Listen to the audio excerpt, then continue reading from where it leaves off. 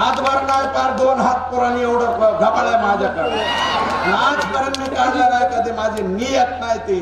आणि तुम्ही म्हणता बाई पकडली नामके पकडले, अरे मी जे पकडले ते 2च पकडल्या, तुझ्यासारखे 56 2 बी झाकून नाही उघड्यात घरात माझ्या रस्त्यावर पडल्या काय अजित पवाराला सेंट्रल मध्ये भाषण करायला. अजित पवार सेंट्रल मध्ये भाषण करतो माझ्यावर, माझ्या बायका काढतो. अरे माझ्या तर उघड्यात माझ्याच घरी एकाच छाताखाली राहते. थोरलीचे पोरं धाकटीकडे जातात आणि धाकटीचे पोरगे थोरले करतात. माझ्या घरात अंतर नाही.